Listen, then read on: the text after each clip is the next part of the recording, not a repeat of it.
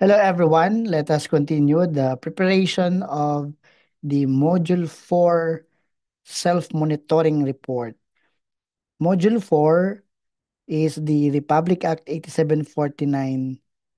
At dito po, kailangan nating i-provide yung mga activities to showcase our performance compliance to RA 8749. Mga activities, mga data na nag-gather natin sa loob ng 3 buwan within the monitoring period.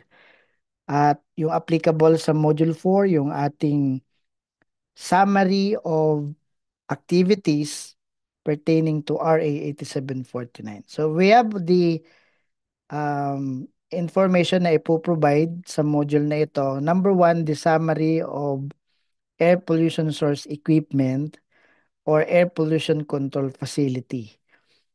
Ang tinutukoy na rin dito yung pong mga equipment, mga installation with or without control devices na covered ng permit to operate.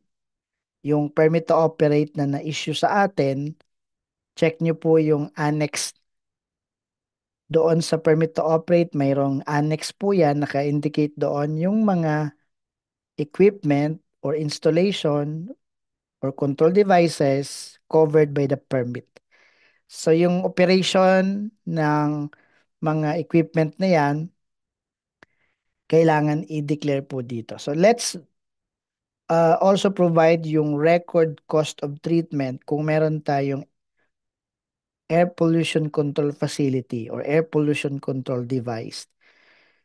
At doon sa emissions, kung ano ang quality ng emission at based na rin ito doon sa na-issue sa atin na result of laboratory analysis doon sa nakuhang sample sa ating mga smokestack kung tayo po ay nagkakandak ng emission testing.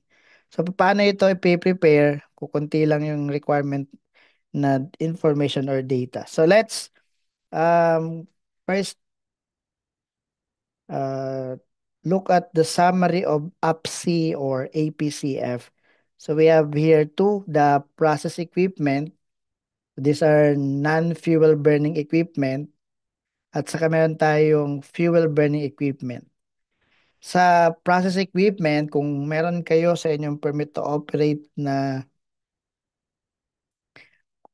process equipment covered by the permit, ano ang mismong nakalagay doon na equipment covered by the permit at saan yung location at ilang oras ang operation nito sa loob ng 3 buwan. So, as simple as that. So, kung ano ang nasa permit to operate nyo sa annex, kung anong equipment na nakalagay doon, kukopyahin lang natin and we provide the information. Same with the fuel burning equipment, for example, generator set, boiler, furnace. At yan ay naka-reflect doon sa ating permit to operate. Ano ang capacity, ano ang location, ano ang ginagamit na fuel. At sa loob ng 3 buwan, isang quarter, ilang oras siyang nag-operate. Sigurado meron tayong mga records niyan. May logbook tayo niyan. At kung ilan ang na-consume na fuel sa pag-operate ng equipment na yan. Okay? So, check nyo lamang yung record, logbook, ilang oras yan nag-operate sa loob ng 3 buwan at ilan yung fuel na na-consume. Kung meron tayong mga equipment, especially fuel burning equipment, na may naka-attach na air pollution control device or kadalasan kasi dito, facility talaga yan. May naka-connect sa ating air pollution source installation na device at merong capacity na ma-reduce na yung concentration ng emission. So if meron tayong um, pollution control device or pollution control facility covered ng permit, indicate natin po yan dito. Otherwise, we can indicate not applicable.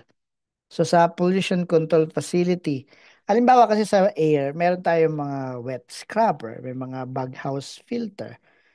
Gumagamit ng mga ganito to reduce the concentration of the pollutants dispersed into the atmosphere or released into the atmosphere. Kaya kung covered ng permit, itong pollution control device natin or facility, i-indicate natin yung name ng device or ng facility na yon at yung location at kung ilang oras din nag-ooperate yan sa loob ng 3 buwan or quarter. At kung meron kayong na-indicate na pollution control facility, most likely you will indicate record cost of treatment. Sa mga malalaking industriya na merong mga malalaking air pollution source installation at may mga emissions na maaaring lagpas sa standard set ng DNR, naglalagay talaga ng air pollution control device or facility. At dahil merong operation, merong reduction ng concentration, nagkaroon ng treatment. At kung magkano ang cost of treatment, hindi indicate natin yan dito sa Module 4. At balik sa dating pinag-uusapan, yung month na to, sa monitoring period like this one, third quarter, ang monitoring period natin sa third quarter, yung ating July, August, and September. So yan yung month 1, month 2, month 3 respectively. So we can indicate gaya po sa module 3, yung record cost of treatment, yung cost of person employed per month, the total consumption of water in cubic meter, total cost of chemicals, total consumption of electricity, administrative and overhead cost, cost of operating in-house laboratory, improvement or modification kung meron, and then cost of improvement or modification. So meron tayo ditong mga pwedeng ma-indicate ng mga cost. Pero kung wala tayong air pollution control devices or pollution control facility, wala tayong man mailalagay dyan. No po.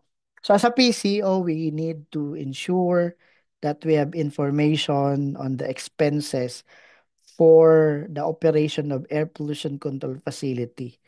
The cost nung ating operation, especially treatment operation.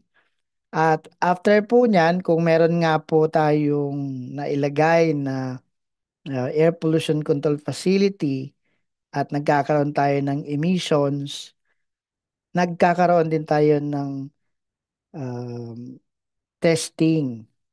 So yung result of laboratory analysis issued by the EMB accredited environmental laboratory or yung third party source emission testing firm yung kumuha sa atin ng sample ng hangin, especially doon sa ating smoke stack at mayroon silang naibigay sa atin na result of laboratory analysis. Ano yung value ng pagdating sa ating mga monitoring parameters like carbon monoxide, NOx, particulates, SOx, at kung meron pa kayong ibang minonitor na parameter. Kung wala naman tayong air pollution control facility, wala tayong record cost of treatment, wala din tayong reporting requirement dito.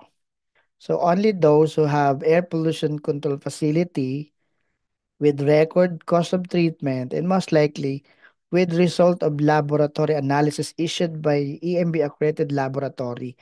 I-indicate lang natin dito ano yung equipment na subject for emission testing, kailan nag-conduct ng emission testing, at ano yung mga concentrations ng mga monitoring parameters na yun. And after that, that's it. Tapos na yung ating module 4. All we have to do is click this button, Save Page, para ma-encode lang yung mga information na yan sa system.